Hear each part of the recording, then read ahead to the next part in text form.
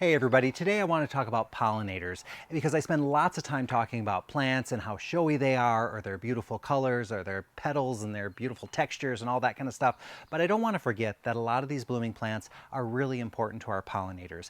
And when I'm talking about pollinators, I'm not just talking about bees and butterflies. That also includes hummingbirds, moths, and lots of other insects that pollinate not only our flowers, but also the foods that we eat, both the fruits and the vegetables. And so they're really important to our life and the foods that we eat, and hopefully what we plant in our garden is going to help them as well. So we want to encourage you to plant a pollinator paradise. And so we're using a little alliteration there. We want you to plant plants. Oh boy, I'm going to be using the word or the letter P a lot today. Anyway, we want you to plant things that are going to be really good for the pollinators. So to encourage that, we're running a special sale, 15% off 6 plants that we've specifically selected because we think, number one, they're really good for pollinators. They're the plants that we see pollinators climbing over day in and day out, and they're generally easy to grow, and they do well in our area. Except for one, I do have one that's kind of a risky one, but I'll warn you about that so that you're not kind of stuck with a plant that if you're a novice gardener, you don't go for that one. Anyway, how about I show you those plants and tell you a little bit more. I'll start here with the Joe Pye weed. This one is a baby Joe, and even though the name suggests baby, it stands, I think right now it's over 4 feet tall. It can get up to 5 feet tall, so it's a really tall plant. And it has this really interesting flower head. So the flowers, or the petals themselves, are quite small, but the flower head is large, so it's quite dramatic.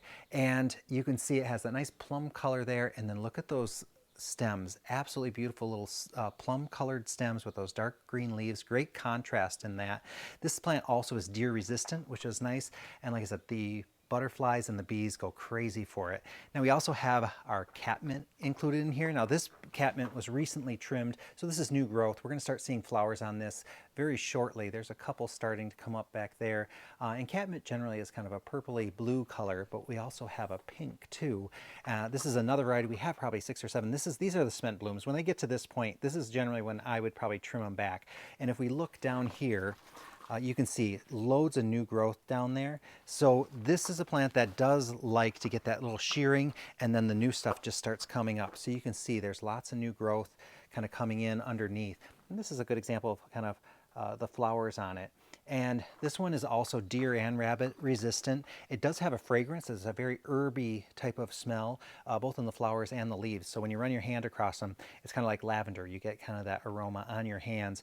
This is Whisper Blue, Whisper Pink. We also have some really popular varieties from proven winners, the Cat's Meow and Cat's Pajamas. So these are both really good varieties.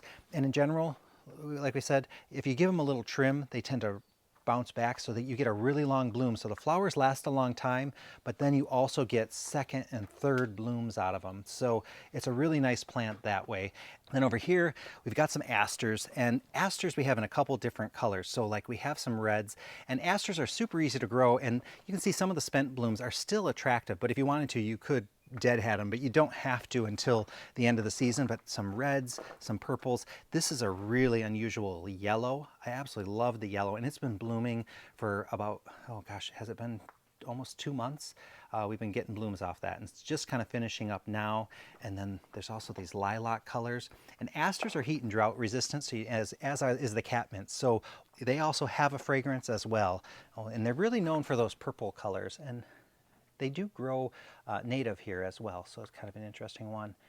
Then I also have some allium here, and allium is an ornamental onion. So it has kind of the look of an onion, it has the flower of an onion in as well, but these are known for having just much bigger, nicer flower heads that last a nice long time. It does have a smell of an onion though, so that's kind of an interesting feature of it. Pollinators love it, so it's an easy one to attract them, and the flowers last a really good amount of time. So we have a couple varieties of that. This one here is kind of known more as a chive, but it's in the ornamental onion family, but it's a little smaller one with more of a pink flower. So really, really a nice addition. Pollinators, again, love that one. I'm also including butterfly weed in here. Now, butterfly weed, the only downfall is that it's a zone 5, so it can be rough in our winters. It might not make it, but this is the violet cascade. There's pink cascade, and then there's purple cascade. And this one gets to be a really large bush, and the butterflies absolutely go crazy for it. And it is deer and rabbit resistant as well. And like I said, the only problem is that it's a zone 5, so sometimes people, after a hard winter, their butterfly bush doesn't make it. So be careful with that one. And they don't like to be in really wet areas. They like it more dry. So keep that in mind. But they don't like to dry out, so you have to keep it watered as well. And then I think the last one on my list is the Invincible lace. And this is a hydrangea, but this hydrangea is much more like the North American native hydrangeas. So they have 2 different types of flowers on them. So here, this is the sterile flowers here, and then these are the pollen covered flowers in here. And let me tell you, this thing gets absolutely covered with bees and other pollinators during the day.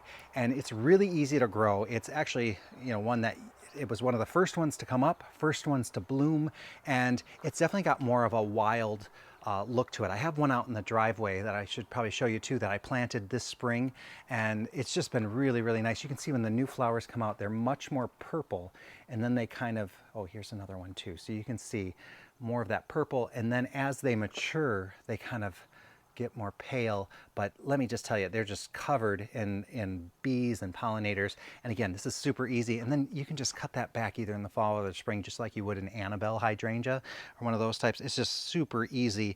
And like I said, it's a native and it's so hardy. These are down to zone 3. So of all these plants, the Invincible lace hydrangea is definitely super winter hardy, and we generally have no problem with the catmint as well. They all tend to be able to handle our winters no problem.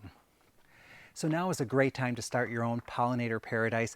These 6 varieties are a good place to start, and they're 15% off for the first 2 weeks in August. So come on down and check them out, and do think about those pollinators when you're picking your plants next time. Talk to you guys very, very soon.